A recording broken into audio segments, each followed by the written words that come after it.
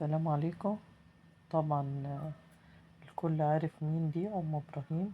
بصوا يا جماعة، هي سايبة البيت وقاعدة مستخبية في مكان.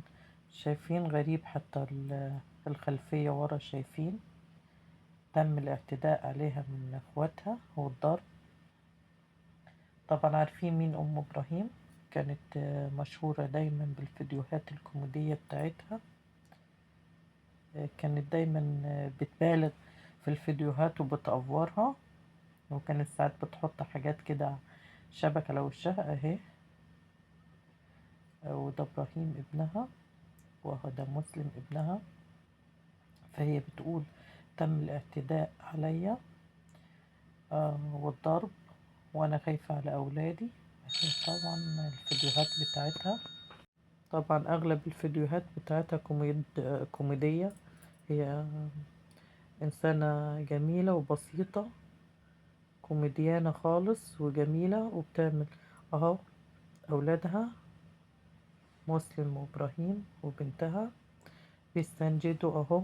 حتى الست طالعة في حالة منهارة وبتعيط، وبتقول انا قدمت 3 بلاغات وما فيش اي حد بيعمل حاجة. انا خايفة لا يقتلوني ويقتلوا عيالي.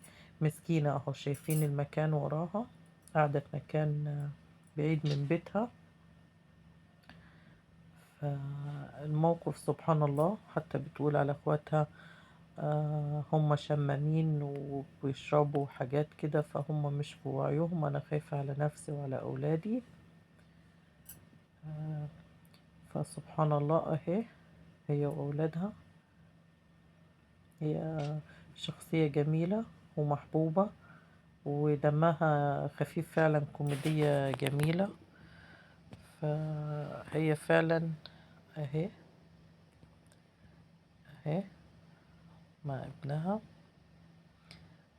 اهي، جنبها ابنها مسلم. هي طبعا بتعمل حاجات اوفر خالص، زي ما هي حاطة الصينية على بتستفز المشاهد عشان تكتر المشاهدات اهو، زي ما انتوا شايفين.